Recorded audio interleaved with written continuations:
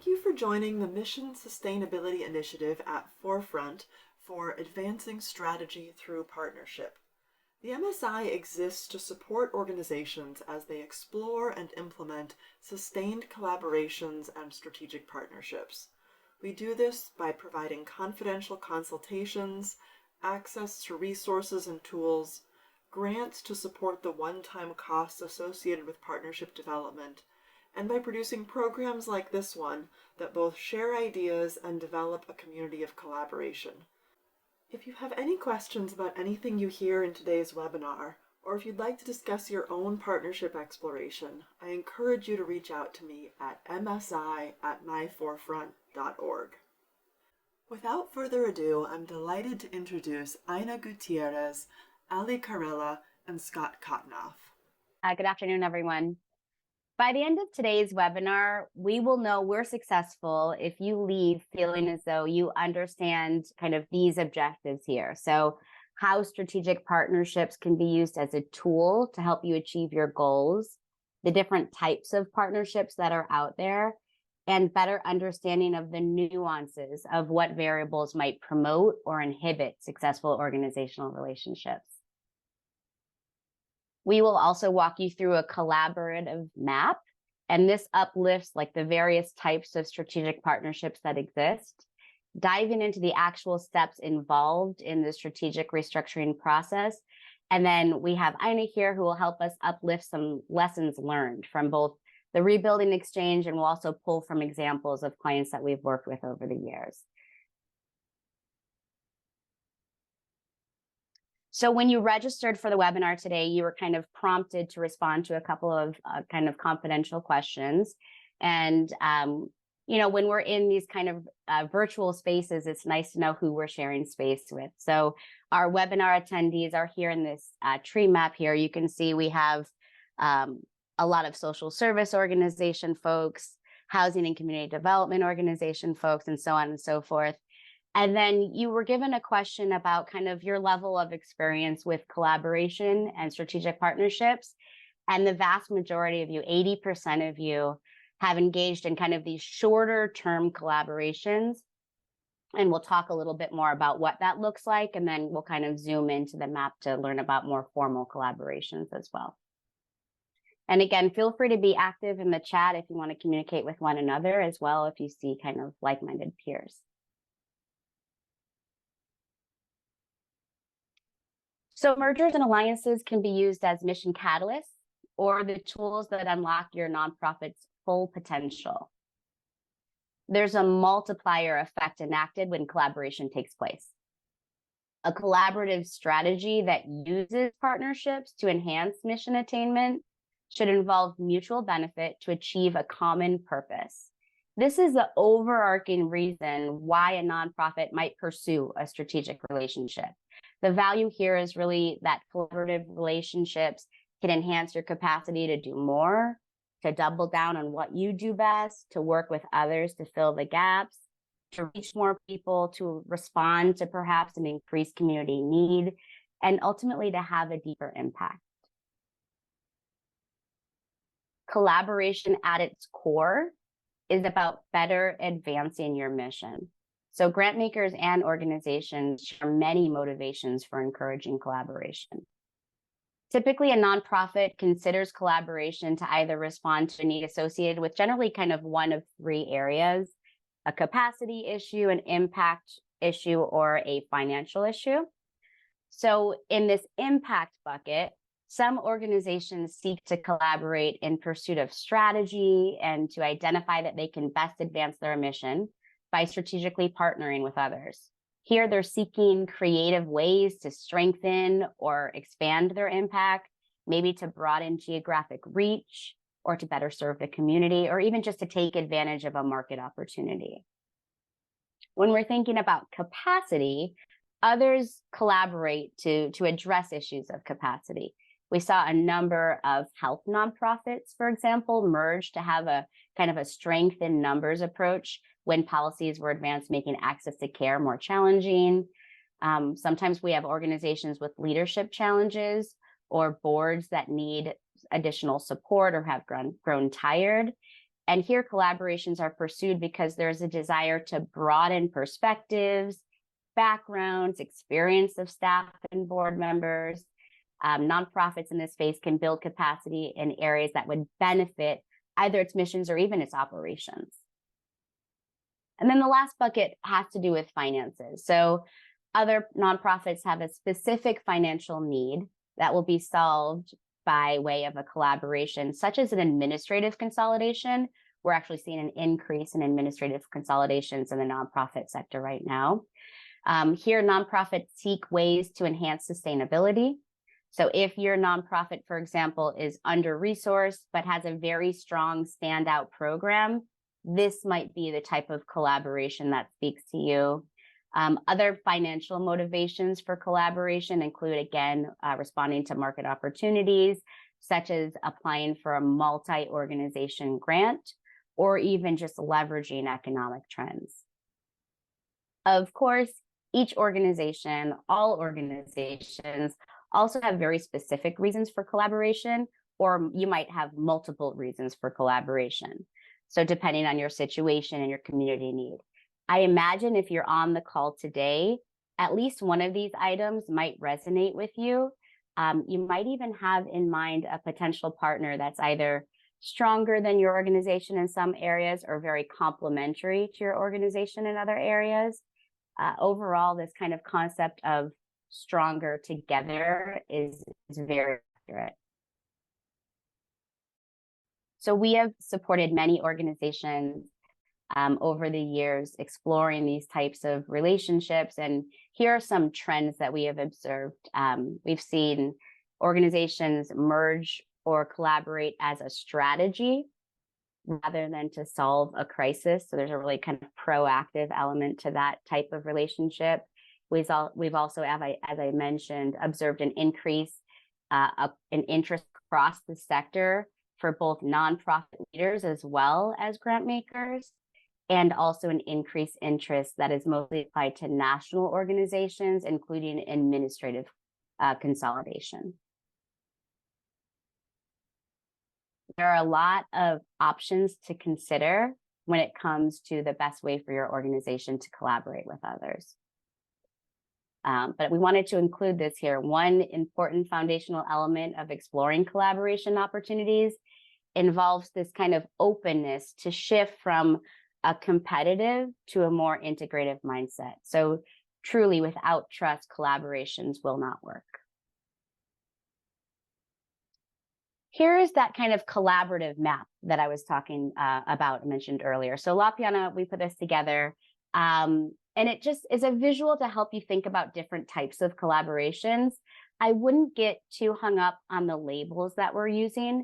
Rather, just think about the elements of collaboration that differ based off of the relationship. So we have kind of 3 rings here. It represents a range of ways that nonprofit organizations and independent organizations can come together in pursuit of a shared goal. So it's organized to show the less integrative forms of partnership on the outside. So collaboration is presented in that outside green ring. And in this ring, there's no change to corporate structure or change in the locus of control and decision-making. The organization remains completely independent. So when you all kind of responded to those initial prompts, many of you seem to have experience in this outer ring of the collaborative map. In the blue ring, the middle ring, these are more like alliances. So there's 2 categories here. We either have 2 or more organizations that are partnering to do business together, maybe like programming, administration, or revenue generation. Or the second bucket is folks working together to have impact on a field or policy.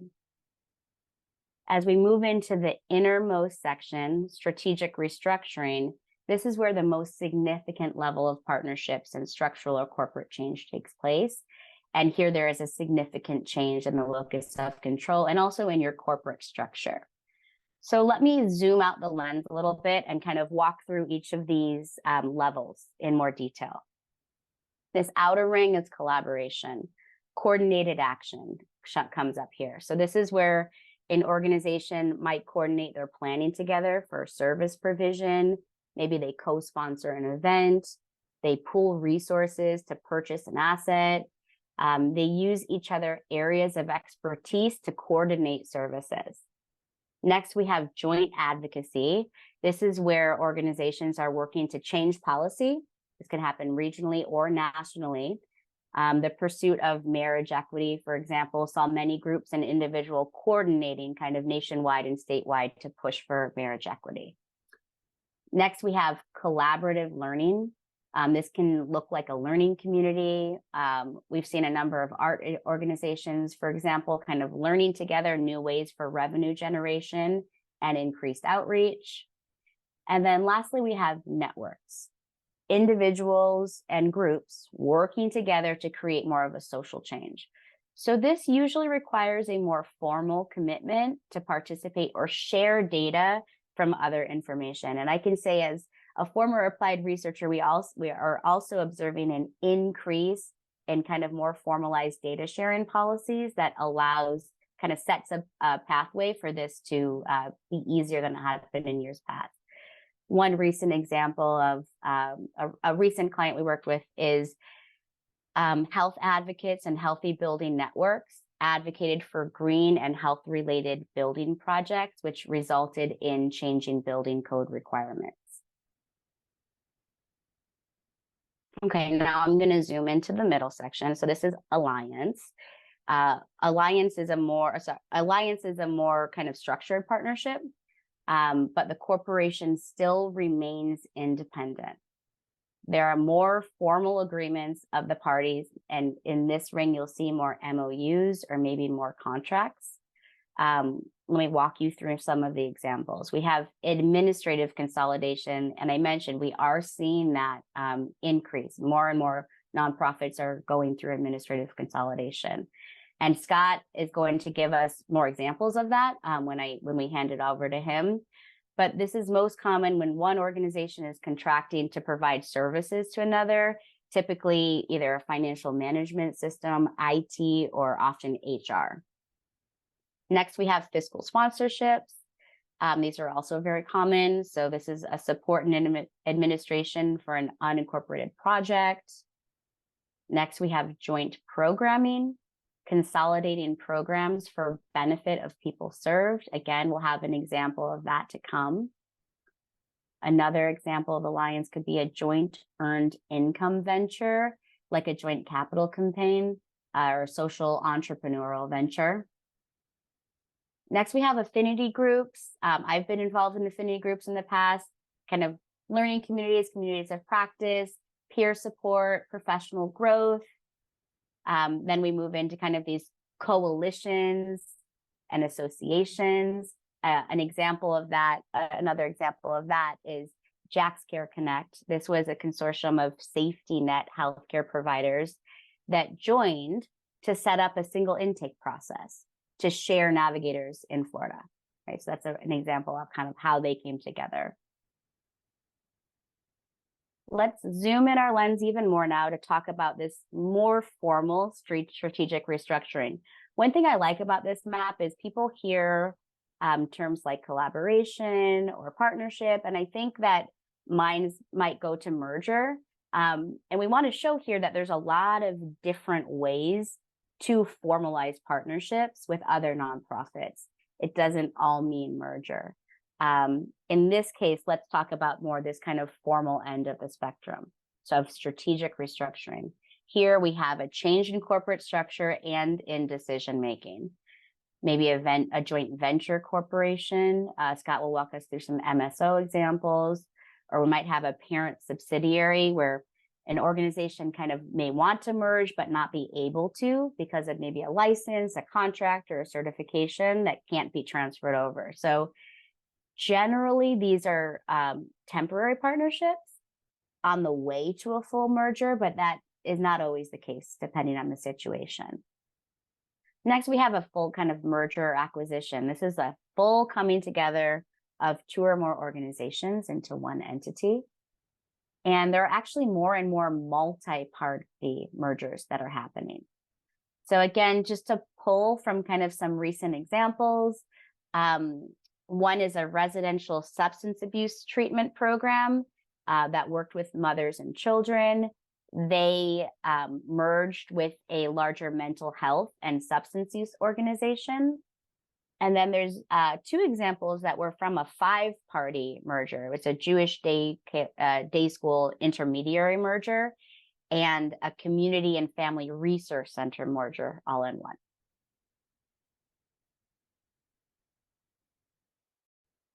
All right, so now that we've kind of set this foundation for motivations for collaboration, for different types of collaborations that exist, I want to hand over the mic to Aina Gutierrez, who is the ED at the Rebuilding Exchange.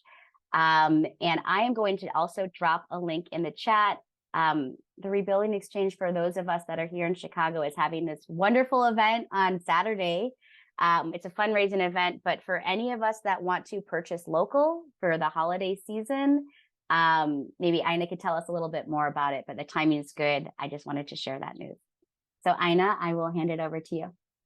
Thanks, Allie. Hi, everyone. I'm Aina Gutierrez. I'm the Executive Director of the Rebuilding Exchange.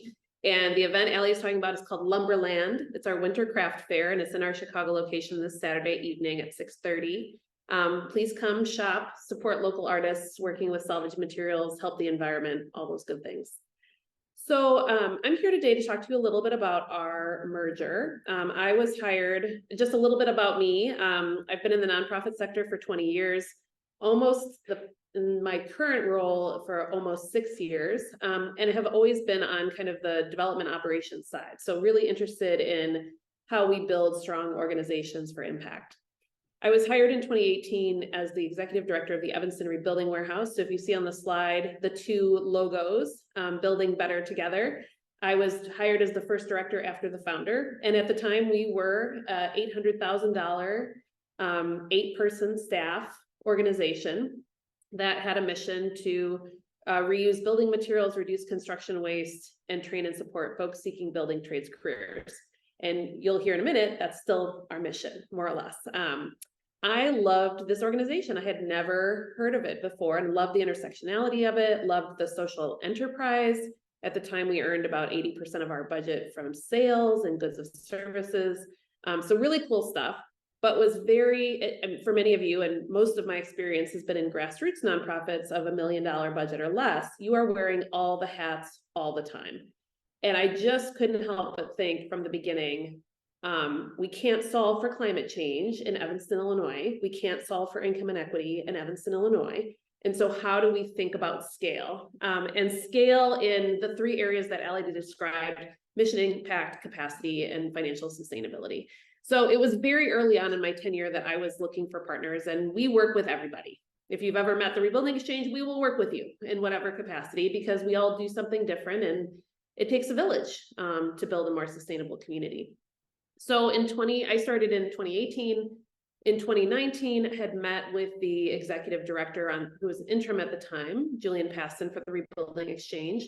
And we had been friends. I would say that outer bucket, that outer rim circle of collaboration, we had done that. We were definitely friends. There weren't that many of us in the space. We would refer customers to each other's stores. We would share educational workshop materials, like definitely allies in the field. And we were both small, struggling grassroots organizations. And so we struck up a conversation around, like, what would it look like to think about working together in some capacity, and applied to MSI, the Mission Sustainability Initiative, and received a planning grant to go undergo what we call the strategic partnership process. So the intention was to stay open about any result from the process. So anything in that alliance ring that Allie described, all the way up to restructuring. But we really tried to go in with an open mind, mostly because I didn't know what the options were, and we needed a consultant to do it. And so we hired a consultant, Open Door Advisors, and Lori Alpern, who, if you're in the Chicago area, I'm sure many of you know, and started a joint board and staff committee to understand and engage in essentially the 3 questions that we were trying to ask. And they very much align with what has been described in the presentation. I'm like, wow, we are kind of a case study, because we're exactly, the theories that are held here is exactly what we did. So the first question was mission impact. Can we grow the impact in our community? The second question was, can we achieve efficiencies of scale through partnership? To give an example, I'm an executive director, grant writer, fundraiser, operations person. I was all of a sudden running a retail store, and I have no retail experience whatsoever. And depending, really relying on my staff and our board and our leadership to be able to do that, but that is not my highest and best use, and so how do we put the right hats on the right people at the right time? And is there an opportunity there? And then thirdly, can we be more financially sustainable? Social enterprise, especially nonprofit employment social enterprise, is no joke. You are balancing mission, what we call the tension of mission and margin every day. You're running businesses and you're doing mission work. That's really hard. And so those were the three questions that we set out to answer. And the deliverable was a report that included analyses of both organizations, the activities that we undertook, and then finally a set of recommendations. And the recommendation was full merger. Come to find out, merger legally is not the easiest way to do it. So the easiest way to do it is one nonprofit keeps their 501c3 and then acquires the other one. But the partnership model was very much a merger. It was coming together of two organizations, both small. We were about $1 million each, to be able to come together in a merged entity. So January of 2020, we're getting our pro bono attorneys, we're starting to go through the process, and COVID hits and everything closes and we have no idea what to do next.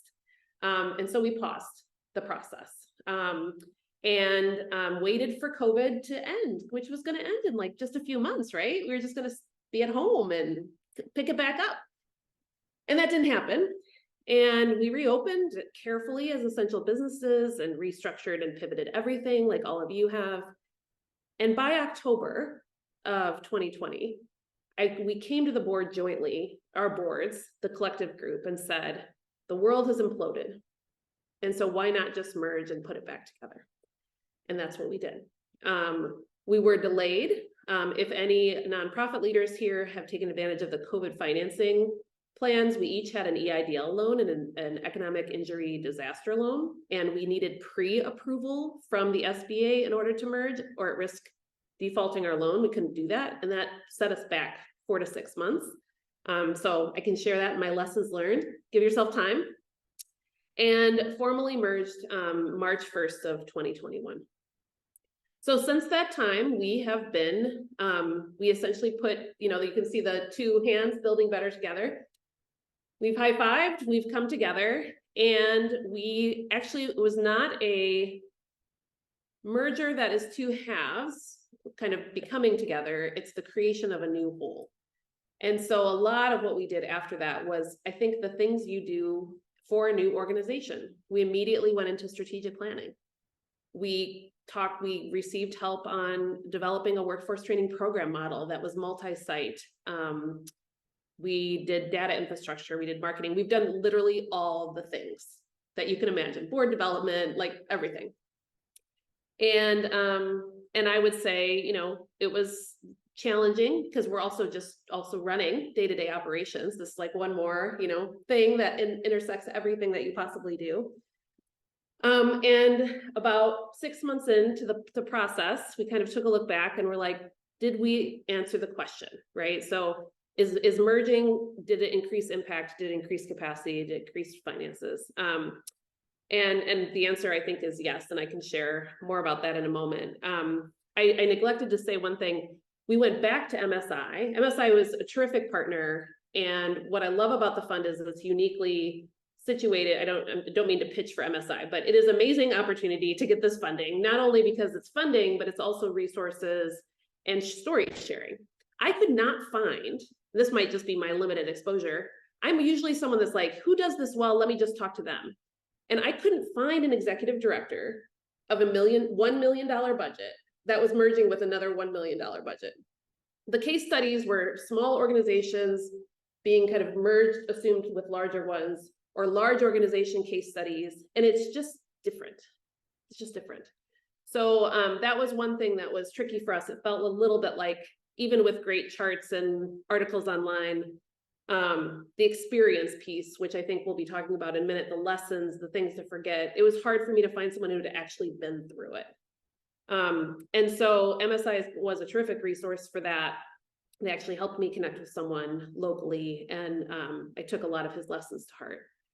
We went back to MSI for a grant, a second grant, after we had decided to merge, to get assistance with some of the things I described, some of the strategic planning pieces in particular, to set us up for success on what the new organization was.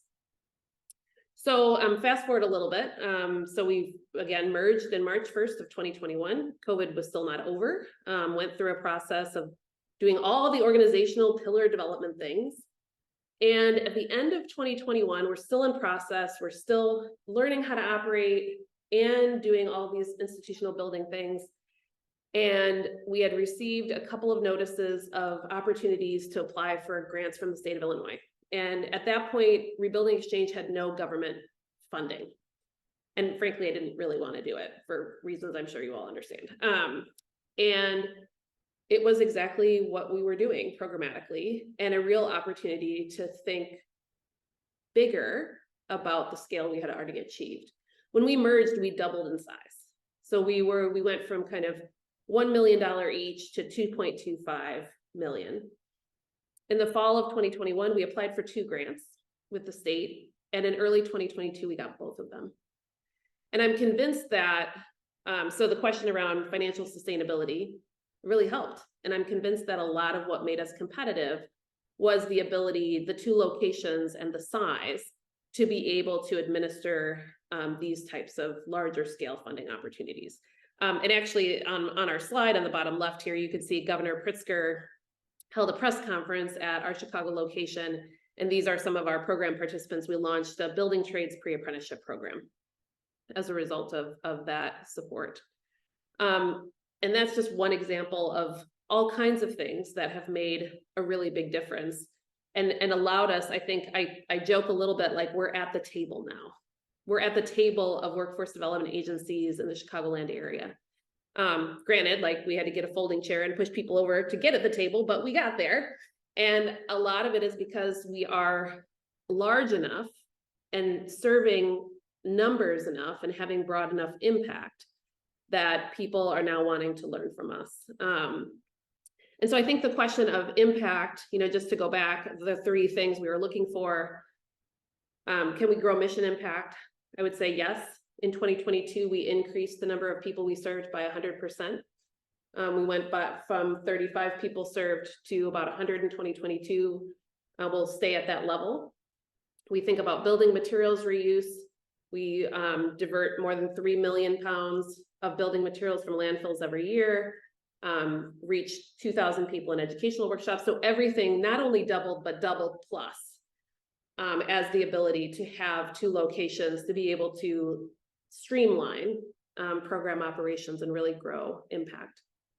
The second is really efficiencies of scale. So I don't run the store anymore. Glad you all, in case you wanted to know, I have a director of social enterprise, a person whose job it is to focus on the business. And she is a serial entrepreneur who does this really well. And so putting the right people in the right roles at the right time has been really important to us. And so I would say yes. And then financial sustainability. We have grown. This year, we'll end the year at a $3.25 million budget.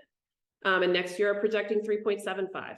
So the budget continues to grow. The philanthropic opportunities continue to grow. And our business continues to grow. It is still hard, to be clear, still hard, especially coming out of the pandemic and lots of other economic contexts, which I know we all deal with on the daily, but it's exciting to be at this scale. It's exciting to have 35 employees and to make plans that not only impact my Evanston community, where I live and still work, but the broader Chicagoland area.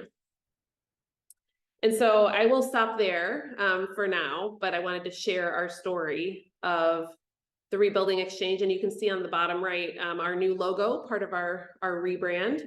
And in addition to the event this weekend, you can find us on social media platforms, our website. If you're in Chicago, come by and see us. We're open to the public every day from 10 to 6. So thank you.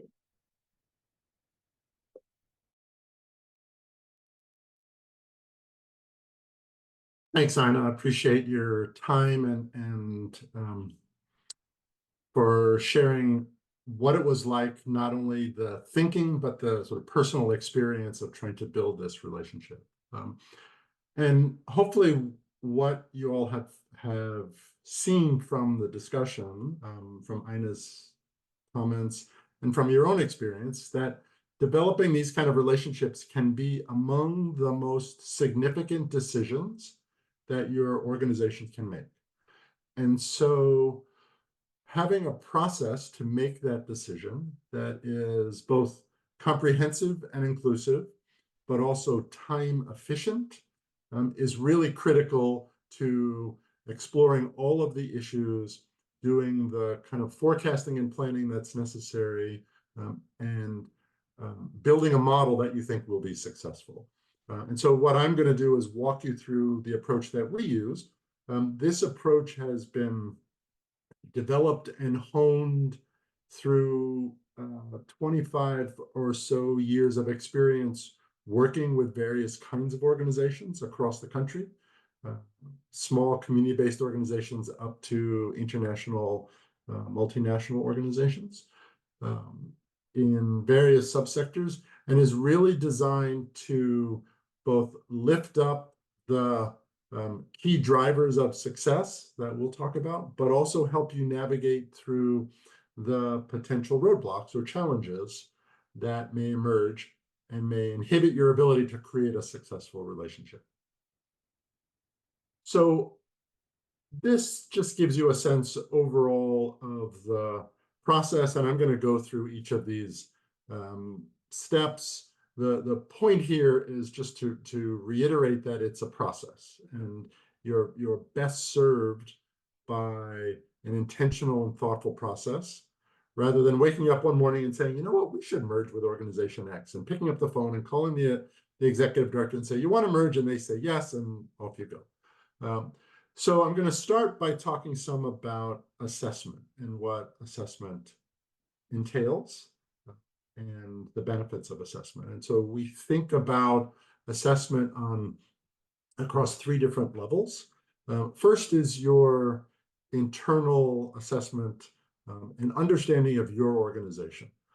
Before you can really understand what kind of partner you're looking for and what kind of goals you want to achieve through a partnership, you really need to understand yourself as an organization. This can be a very formal process. You bring in someone to help you, you go through facilitated conversations, et cetera, or it could be a board meeting with senior staff and others to sort of talk through these elements, but really understand your financial position, where you're strong, where you have challenges, other capacities, where you may want to grow those capacities, where you may have limitations, and may look to a partnership to expand those capacities, and really be clear about the outcomes you seek to achieve through a relationship. The relationship should not be the end in and of itself, but rather a tool or a driver toward something related to sustainably achieving your mission and your impact. And so really spelling that out for yourselves as an organization can help you be clear about what kind of partner you seek, and in the long run, assessing whether that partnership is actually contributing to the outcomes that you had hoped for. So once you've done that kind of internal conversation, that internal assessment, then you need to think about potential partners. And here we often work with organizations to think about concentric circles, right? So the first circle is, who do you know? Who do you work with? You may have had partnerships with them already. You see them at alliance meetings, at different tables, funder meetings, et cetera. They're folks you may already have a relationship with. Are they appropriate as potential partners? From there, you may want to start to think about and talk to your funders. Do they know of other organizations that might be interested in a partnership? And then ultimately doing some research, whether online or through other channels, to identify potential organizations. And as you're thinking about these other organizations, On the one hand, you may want to think about those that do similar services. A workforce development organization and another workforce development organization coming together in some kind of collaboration or some kind of relationship. You may want to think about a partner that either overlaps your geography or works with a similar population.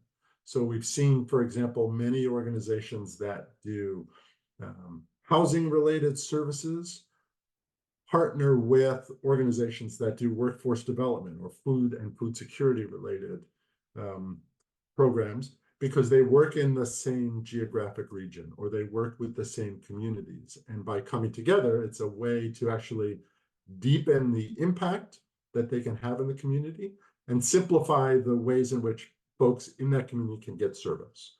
So who does similar work? Who does work in your geography or same population? And then who perhaps through your funding channels might be available to or interested in a potential relationship.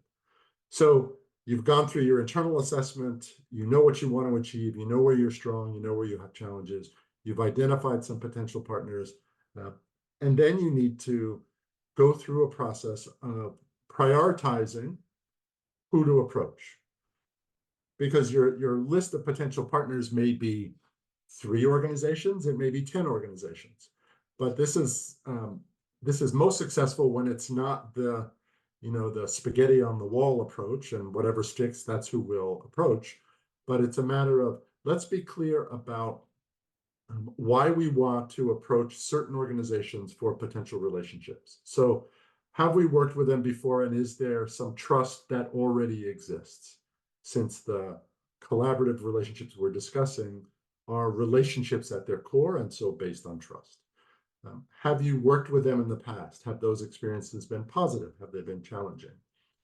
What are the skills, assets, capacities that they bring to the table, and how do those compare with where you're strong or where you may have gaps? And then ultimately, are your program portfolios, are your missions complementary? Are they compatible? And if so, is there a way to come together? So you've identified your potential organizations, and through an initial assessment of those organizations, you've prioritized the list. And then it's a matter of, I think we heard Ina say she picked up the phone and said, let's have a conversation with her counterpart. And that's often how it happens. ED to ED, you grab lunch and you talk about this. Board member to board member.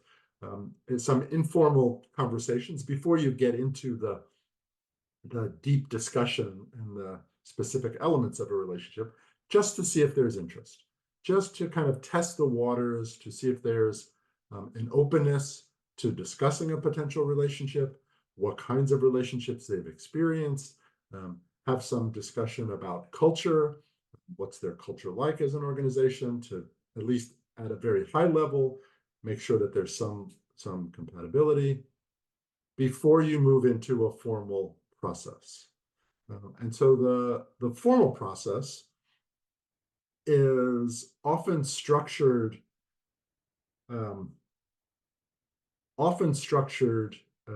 in a very simple way. So as we look to the next slide, I like to talk about this process as being simple but not easy. And so essentially what happens is a small group from one organization and a small group from another organization will undertake a series of joint conversations. Each group can be comprised of some board members and some staff, or if you're thinking more just on a programmatic collaboration side, a programmatic partnership side, it might just be all staff. But you bring these 2 teams together, identifying the potential questions or issues that you need to understand in order to make a decision about a relationship. And those could be related to mission, could be related to organizational structure and staffing, program offerings, finances, governance structure. The specific issues that you'll want to discuss are relevant to and dependent on your specific situation and your specific needs for pursuing a relationship. So this joint committee meets. They likely hold several conversations. As part of their process, they're also monitoring, if not directly engaging, in additional due diligence. So just a caution, we often hear people throw out the word, well, we need to do due diligence. And that means a variety of different things to a variety of different people. In our context, due diligence really describes two sets of activities. One is financial, doing some research and understanding the financial history of your potential partner. How have they performed over the past 3 to 5 years? Are they on upward trends? Are they on downward trends? Where do they have financial strength? Where do they have soft spots?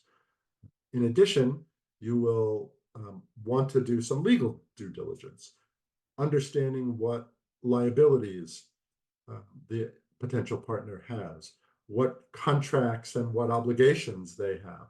Are there questions around licensure, around regulations that need to be factored in?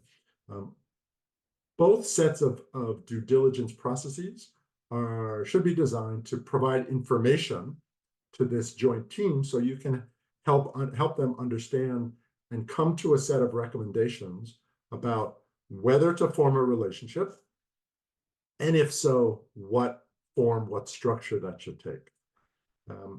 I should stress that this is not a process of getting 10 people into a dark room, locking the door for 2 weeks and having them hash out a set of recommendations and then dropping them on the boards. It's much more of an iterative and discussive kind of process where the joint team will meet. Each will go back to their board and say, here's what we've been discussing. Do you have questions? Do you have concerns? That information then comes back to the joint committee for review and discussion, so that by the time you get to a set of recommendations, you have answered most, if not all, of the questions that are emerging from both boards. And so the negotiation process moves forward to a set of recommendations. And I should stop here to note that, actually, if we could go back, Ali, should stop to note that those recommendations could range from, we want to create some type of relationship as was laid out in the collaborative map, to, you know what, this is not right for us. This is not the right time. From our perspective, that's a perfectly appropriate response and landing spot for this process. Knowing that you're investing a lot of time, knowing that you're investing financial resources, better to get to a decision of thanks but no thanks than to try and force a relationship that doesn't seem to make sense and won't achieve the outcomes that you're hoping for. So then that's the simple part, right? Is the exploration, the discussion. The harder part then is as you move into implementation of the decision, and then the integration of the two organizations in the form that you've agreed upon. So now we can go forward, thanks. So the implementation process has several aspects. Depending on the kind of relationship that you have agreed to, there are likely some kind of legal documents that are needed. That could range from an MOU to a contract to a plan of merger that gets filed with the state for approval. Regardless, you just want to make sure that you understand, based on the relationship you're forming, what the legal requirements are so that you dot all of those I's and cross all of those T's, but also so that you understand the timeline and the implications for timeline. Often in a full merger situation, there's a lag between the time you submit documents until you get approval. Could be anywhere from 30 days to 6 months, depending on your state. And you really need to be mindful of that, because most states frown upon organizations acting as if they're merged before there's final approval. So just understanding what the requirements are, what the timeline is important for your planning and for your operations. And so that's a piece of implementation. Planning is a critical piece. We heard Ina talk about strategic planning and other kinds of planning once they decided to come together. It's really critical, particularly in a merger situation, that center circle of the map, of the collaborative map, to remember that you're now one organization and that you're not coming at this from the perspective of two different organizations. That being said, if you're the relationship you're building is programmatic partnership, for example, then the planning you're going to do is specifically about that program rather than organizational planning. But doing joint planning to understand and really spell out the specific steps you're going to take can be critical so that you achieve what you want to achieve. But also it's another step in the process to continue to build trust, to continue to cement the relationships. At this point, you also want to be talking about culture. Culture is a critical element of success for relationships, and you'll just want to understand any differences in culture and how those may affect your ability to operate in a relationship. And then there are the operational nuts and bolts pieces of it. Regardless of whether it's a short-term collaborative activity or a longer-term, more integrated activity, there are likely going to be decisions made about how do we track data, how do we track finances, all of those systems and administrative pieces you need to be clear about, and some decisions need to be made. As you become more integrated, there are likely choices to be made. Do we use your financial management platform or ours? Do we use your HR process or ours? All of that can get decided after you've determined that you're going to move forward. And in that sort of interim period while you're waiting for final legal approval. So as I mentioned, merger culture is really important. These relationships, again, regardless of where within the collaborative map your relationship may fall, they don't fail because you can't figure out how to integrate financial systems, or IT or those kind of admin or operations pieces. They can fail because you have not paid sufficient attention to the cultures of your organization, to be clear about the ways in which they align, and to be clear that there's a desire to bring the best of both cultures together into something new. And I'll just say that we and many others use culture as a almost one of those words where we presume everyone knows what we're talking about, right? And people define it differently. And so when we talk about culture, when I talk about culture in this context, really talking about risk tolerance. Are you open to risk? Are you entrepreneurial versus risk averse? Decision-making processes. Is decision-making held within a small group of leaders, or is it diffused across the organization? Communication. Does communication happen openly? Is there a lot of transparency in the organization, or is information held close to the vest? And somewhat more amorphous topic of formality. Do you need to set up appointments in order to talk to a colleague, or can you just pick up the phone, send them a chat, drop into their office? Do you celebrate birthdays, personal events, successes, organizational achievements, or not? Being clear about those and discussing those so that you're explicit and understand each other. Not that you need to do the same thing all the time, but so that there's at least a sense that there's little daylight between the two and that the cultures are compatible. So clearly there's a lot of resource that's needed here to get this done.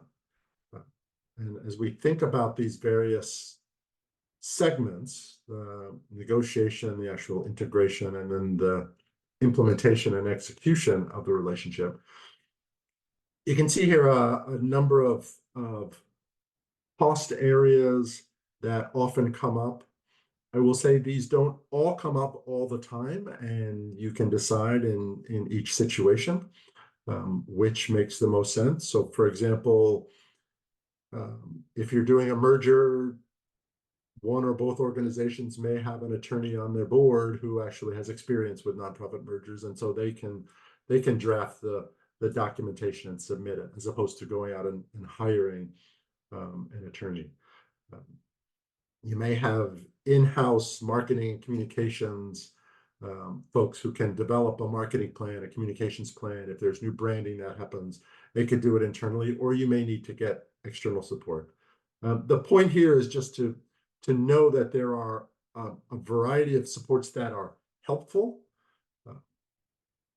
admitting bias, I would say, necessary to be successful in creating a relationship. We heard Ina talk about getting consulting support, third-party consulting support to help move a process forward. You will have not only your day job, right? If you're running an organization and all that entails, but to, in a timely and effective way, move through the process of developing these relationships, that's almost another full-time job. And so to have a third party who can manage that process for you, who can set the meetings, set agendas, take notes, facilitate the conversation, make sure all of the questions are developed, create materials for the parties to respond to, that can really move the process forward in a timely way and make sure that you get to a decision, which is what this is all about, getting to a decision. The question often comes up when we're talking to organizations about timing and how long does this take. Our experience is that from the date of a first joint conversation to the date when boards will vote on some set of recommendations is about 3 to 5 months. A variety of factors can inform that timeline: number of issues, complexity of issues, availability for meetings. Are we meeting remotely for 2 hours at a time, or are we meeting in person for full days to really move the process forward? But on average, 3 to 5 months. Once you have agreement, it can take anywhere from a year to 18 months to fully operationalize the integration. Certainly, the more integrated the relationship, the longer that will take because you have more pieces. But to really get to a place where you're fully operating as one can take some period of time. We often talk with organizations about spending the first year in a more integrated situation, spending the first year really making sure that the operations side of the house is integrated. All of the data, all of the financial data is in one system. All of the resources, the contacts and other resources is in one system. All of your HR stuff is in one system. While the programs continue to operate almost as they did before the relationship was developed. During that first year, you're then doing the strategic thinking and planning to see how the programs can be integrated, but that's for year 2 and beyond. And then finally, cultural integration is something that can take a long time. Developing a culture is something that happens over months and years. And so developing a new culture with folks from 2 different organizations will similarly take months and years to develop, and really benefits from explicit attention, having conversations with staff about culture and how they're experiencing the culture, giving staff the chance to lift up strengths from their prior culture that they want to see carried forward, as well as things that they didn't like about the culture and are more than happy to shed. but really being intentional about it and giving people the chance to actually live together, if you will, over time to develop what is and what should become a new culture that reflects the new organization. So we're going to talk about some lessons learned from all of this work. But first, we're going to invite Ina back in to talk about lessons that she's learned through her direct experience. And then we'll share some lessons that we've seen across the social sector. Yeah, if I could do it again, I would do it differently. Not everything, of course, but certainly some lessons learned as someone who's gone through the trenches. And a lot of this will kind of reinforce and echo what Scott said in his part of the presentation. So the first one that we did not do well is to make it an organizational priority. So in my organization, we have a kind of an annual goal creating process. We kind of added this on as the thing we were doing and didn't really name it as an organizational priority. But this was one of the biggest capacity building and fundraising things that we were working on. And so it always felt like an additional thing versus a significant thing in and of itself. And so I think naming that helps garner not only my resources and leadership, but those of the staff and those of the board. And so just being explicit that this is like the thing you're doing in this capacity for your organization, I think is important. My second lesson is I don't know why I thought this, but I thought we would save money. I thought the efficiencies of scale, the more staff, the increased fundraising and sales, you will not save money. You will just find more ways to spend your money in different purposes. So I think having some cushion on that is really important. And we struggled in the first year financially, trying to figure out and working on all these operational systems and not having the cushion that we needed to be financially sustainable. Now, as I've described, it's gotten better, but it was a short-term, pretty significant lesson that we learned. The third thing is just to reinforce the culture and communications piece. We had to communicate. It is a different thing to communicate with 30 people as it is with 10 people. And it takes a lot of time. And so we needed to really create an internal communication strategy of how do we communicate with staff? What do we tell them at what level? Who is now responsible for these things? There were just a lot of questions. And that's, I know, managing organizational change, but it's managing organizational change and setting precedent in many cases for how your organization is going to run in the future. And so we have built slowly and over time good communication channels. For us, it's difficult being multi-location and we're open to the public. So how do you even do a meeting? What does that look like? So and we have folks who have very physical jobs. They don't sit in front of computers all day. So email is not always, you have to do multiple strategies, multiple opportunities for relationship building and community building, and do it consistently. And I think consistency was something that, it's the feedback we received from staff and board. It's just, we have to be consistent because it provides stability during this time. So the culture piece cannot be overstated. And I think for us, we actually built it into our strategic partnership process. For us, whirly ball and bowling is a lot of fun. So we went, even before we had decided to merge, we brought both staffs together. We held a joint board dinner, stuff like that, like just bringing people together, no agenda, just getting to know each other, doing something fun. And what we found is there was a lot more excitement for the process after we did that. And it was really clear that values aligned of people that worked throughout the organization. And they were nervous about it in many ways, but excited about it. That being said, expect some turnover. Some folks that worked for us and that were on the board didn't sign up for this. They didn't sign up to be a regional organization with 2 locations. They wanted to be a small, locally based, community-based organization of a particular size. And so there was some turnover. And the same for the staff too. We've got more commutes. We've got bigger responsibilities. We've got people traveling across both locations. And we had conversations with people about it, but I think then it's a different thing to start doing it versus talking about it. And so we did lose some folks in the process. Now, the bright side of that is you can bring people in that only know the merged organization. So one of the things I think we did well was really, as the integration piece, the strategic planning, the marketing, the new name and everything, our staff and board came along, and while we have people who worked, quote, for one organization or one side or the other, there are enough people now that only know the merged entity that helped, I think, from a cultural perspective, move us forward a little bit quicker than if everyone had stayed. And then my last lesson is I'm a pretty action-oriented person, and so I was inclined to just move quickly and maybe deal with some of the stuff later.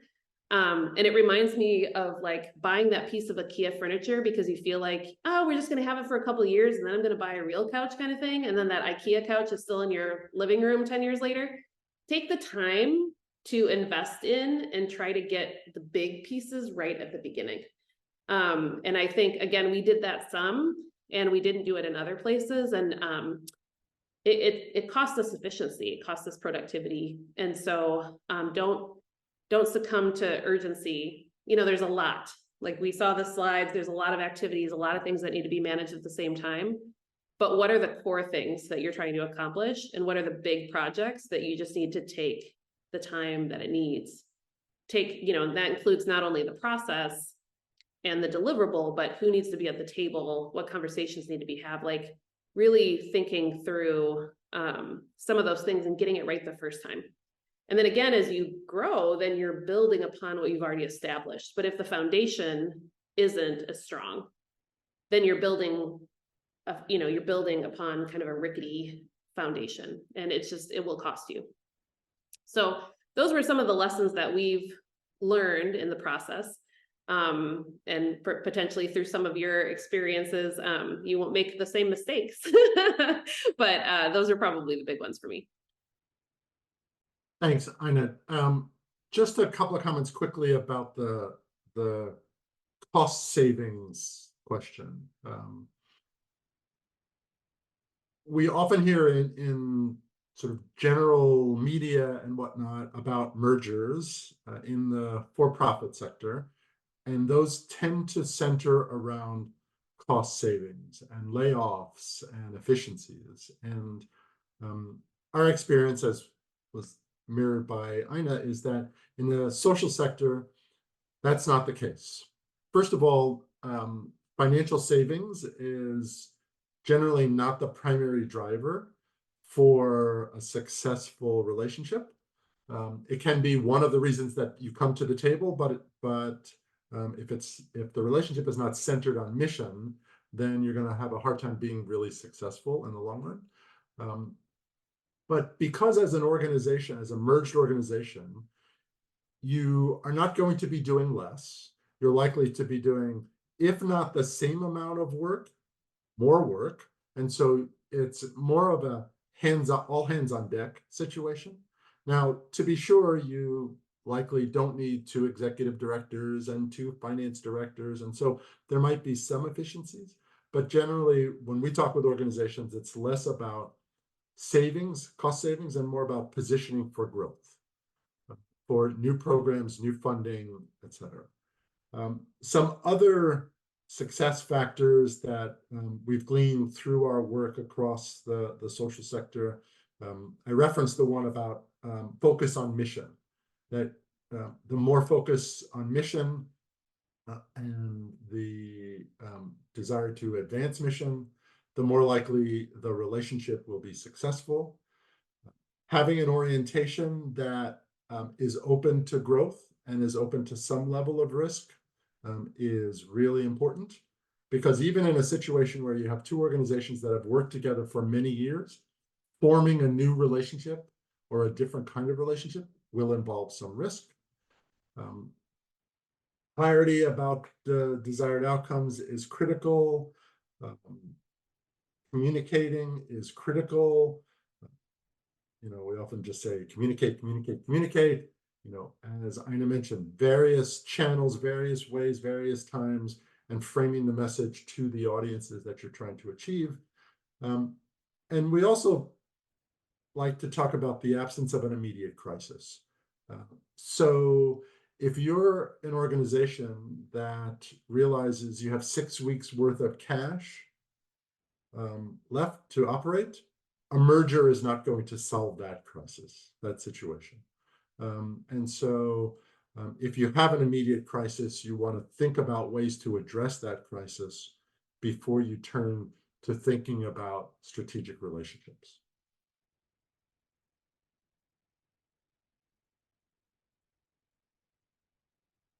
Several potential roadblocks that may emerge that really require attention.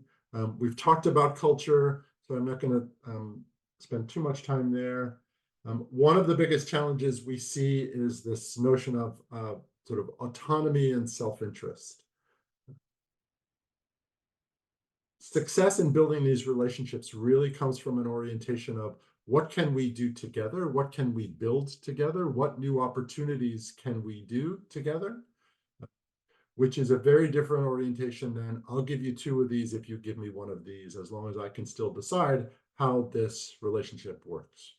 And so the more you can be oriented toward the outcomes you're trying to achieve, understanding that shared decision-making, or in some cases, seeding decision-making, will help advance those outcomes, the more likely you are to creating a relationship in the first place and to having that relationship be successful. And then it's also really critical, as we move on to the next slide, to think about change management. I alluded to it earlier. Invariably, across your organization, you will have people who will be excited by the relationship, some people who will be scared or have lots of anxiety, and lots of people who will be feeling both. And what's important is to just, again, thoughtfully and intentionally create space for people to talk about this change. We often see situations where within an organization, there's a small subset, maybe 20% of the staff, who are kind of tapping their fingers, and they're way ahead of you. They've noted that this kind of relationship should have been done years ago.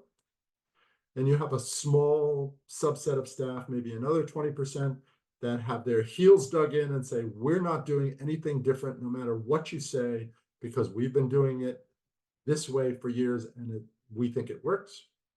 And then you have the larger group in the middle, roughly 60%, who are, they're not sure, they want to hear more, and they're open to change. And what we as leaders often do is we'll spend our time with that 20% that have their heels dug in, thinking if we can only change their minds, then we can make this happen.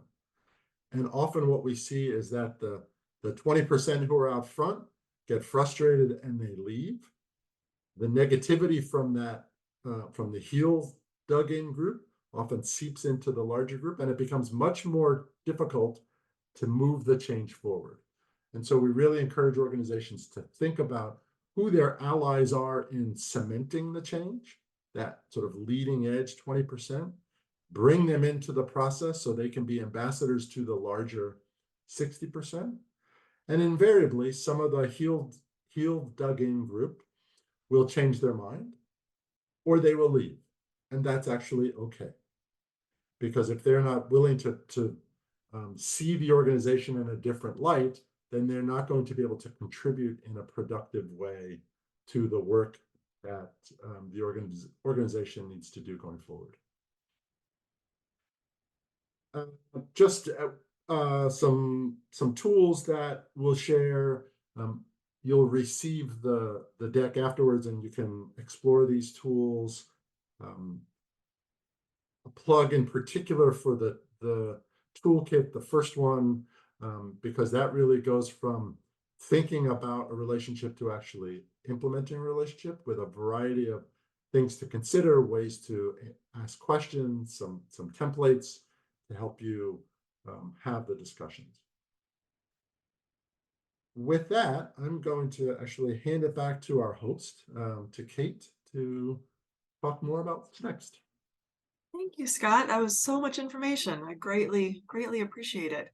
I know that you all out there are absorbing a lot of new ideas. Maybe you're thinking about some ideas you already had a little bit differently. if we're thinking what's next, sort of how do I take this into the rest of my day, two thoughts for you. The first is that the toolkit that Scott just mentioned is, a document that you could review on your own, but La Piana also has a process of reviewing it with you with a little bit more guided support. And Forefront and the MSI are partnering with La Piana this winter to provide support for a number of organizations to go through that process with La Piana. So if you are starting to think about partnership but aren't quite sure where to begin and are looking for a nice sort of turnkey way to begin the conversation, this is a really good opportunity to explore. There is information that you can find in the email that we'll send after today's session about how to get started. And I'll also put something in the chat right now with information on how you can apply to be part of this cohort working through the MAT assessment program. If you're feeling like the MAT sounds interesting, but now might not be quite the right time, or if you're interested in exploring any of the partnership ideas that we have discussed today, looking for help navigating our extensive roster of qualified consultants who work in partnership development, or many of our pro bono service providers, or if you're developing a partnership, you're right now in process and are looking for more support or thought partnership, or if you support other nonprofit organizations or work in philanthropy supporting nonprofits and want to talk about how we can work together to cultivate a community of collaboration, then I hope you will reach out to me. As I said earlier, I am here all the time, ready to talk about collaboration in whatever way that is taking shape in your organization. So I look forward to connecting with you one-on-one. You can see my contact information there. Feel free to schedule time in my calendar. And again, you will get all this information again in the email that we'll send out after today's session. We have about 15 minutes. We've had some great questions come in from the group. So I'd love to ask our panelists for a little bit more information. Starting with a great question that's on the technical side, should all potential collaborators or partners be of the same legal operating entity, such as a 501c3 or C6? Are there any potential issues if they're not all the same structural type? So I can jump in and certainly invite others to share, even folks on the webinar, to share your experience. We've had several situations in which organizations of different tax status have come together to form relationships. It's a wrinkle, but it's not a barrier.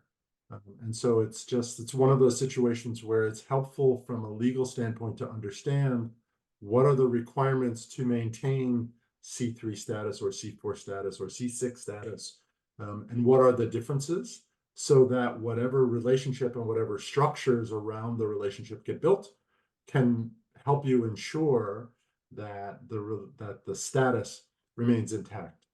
Yeah. That's great. Thank you. Yes, I've also seen a number of partnerships that are really successful with a C6 and a C3 being able to take advantage of the benefits of each tax status. So certainly makes it a little more complicated, but can be really, really beneficial. The next question we got, what are some signs that an organization might see that would indicate that a merger or being acquired would be a better option than sunsetting the organization or letting the doors close? Sort of, how do we navigate that space? What do we look for?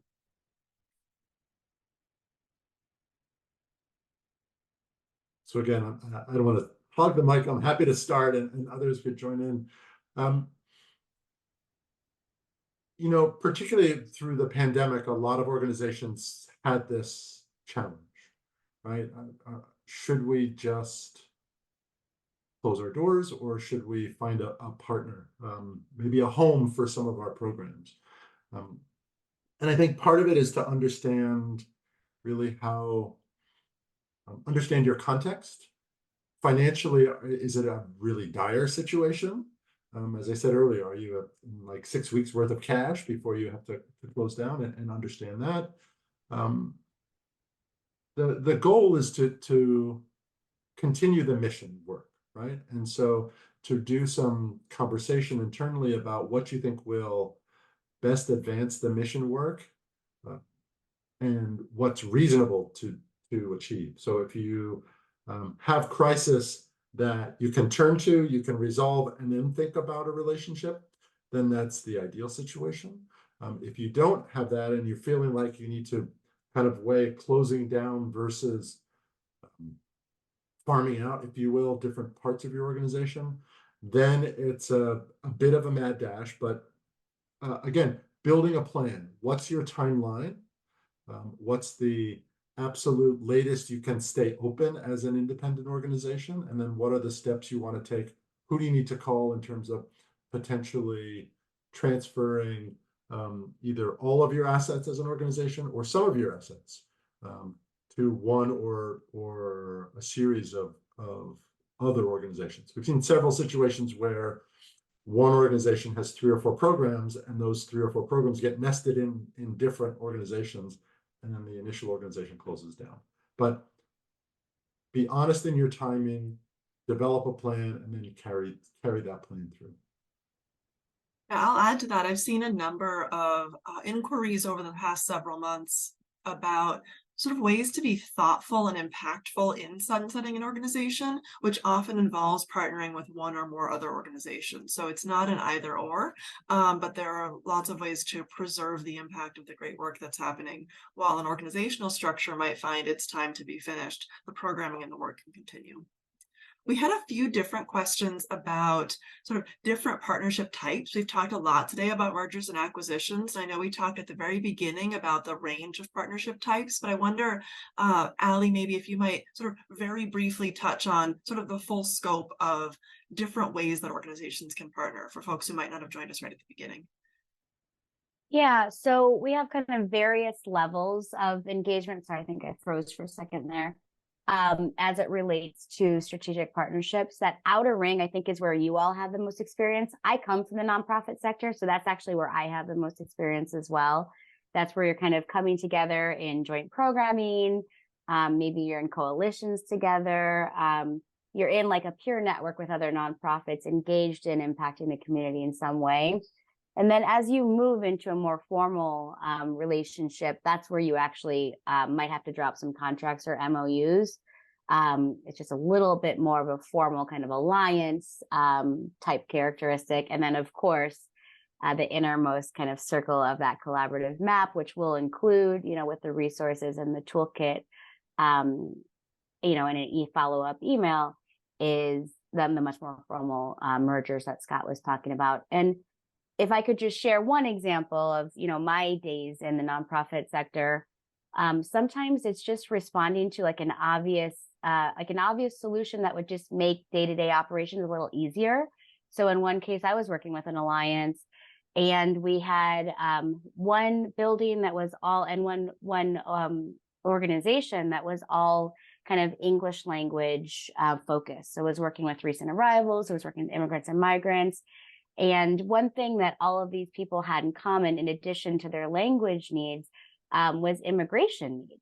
So we had another group in the alliance that was, immigrant rights and legal arm. So a really quick and obvious solution is we started housing one person from the legal team in that educational space and vice versa. So they had a kind of a permanent home in each of the other kind of locations. So in that case, is like no legal structure, no corporate structure had to change, but we did just have like a shared staff member kind of going back and forth between multiple locations to respond to a need. That's great. That's a great example. Is the process of developing those relationships similar, whether it's an alliance or a programmatic partnership versus the sort of more structural partnerships we've been discussing? Do they have similar processes of development? Scott, I'll let you weigh in on that one.